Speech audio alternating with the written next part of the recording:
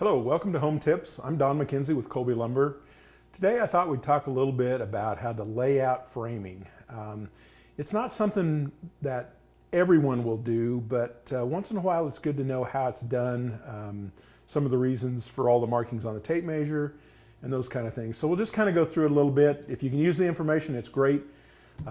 If you don't need it, hope you enjoy it anyway. So the first thing is most framing is set out on 16-inch centers, and all that means is the studs are every 16 inches. So what we have to do is we take our pencil. This one's kind of down to the nubbins, but we'll basically take our pencil. We're going to lay it out on the 2x4 where the studs set every 16 inches. So let's talk a little bit about the tape measure to begin with. So when we're looking at a tape measure, of course, there's all kinds of markings on a tape measure, but the two you need to be kind of considered about is this one right here that says 16, and it's in red, okay? So every time you see one of those red ones, we get out after 32, it's in red. So if you follow all the red marks, then they lay all out on 16-inch centers. So that's not two. Now, the other thing that kind of showed up here maybe about 10 or 15 years ago was this little diamond right here. Can you see it? So that little diamond is 19 and not quite 3/16 of an inch. What that is because people trying to save money on framing and everything, when you lay out floor joists, sometimes it's possible you can put them on 19.2 or whatever that measurement is. And that's the marking for that. Now, most homeowners will never use that. Actually, we don't use it much out here in western Kansas, where they do a lot of framing in the big cities and everything. If you can save an I-joist, you know, one I-joist in every house in a big division, you're probably going to save quite a bit of money. So anyway, we'll just kind of lay it out here. So what we're going to do is we're just going to hook our tape measure on here. And the first 2x4 will actually set here at 1.5 inches.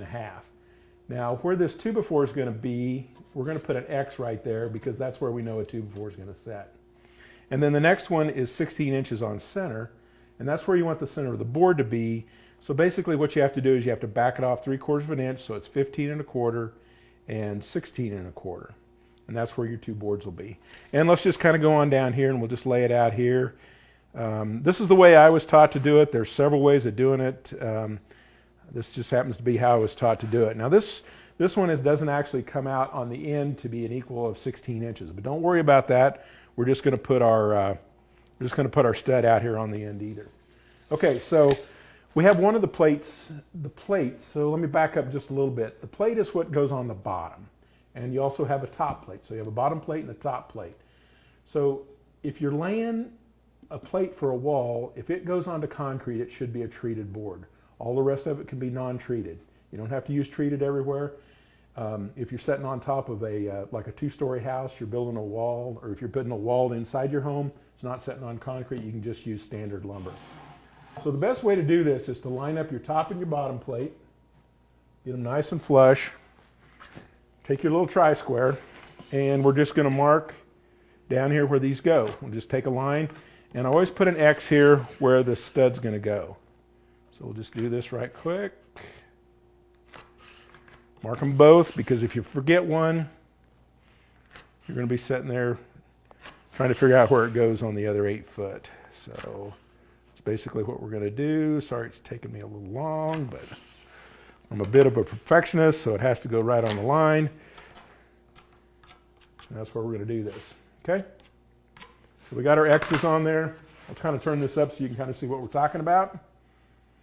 And since we laid them together and did them side by side, they're equal. So now we can take this, your top plate up on the top and your bottom plate on the bottom. Now we're going to do this laying down, and generally that's how you would do it.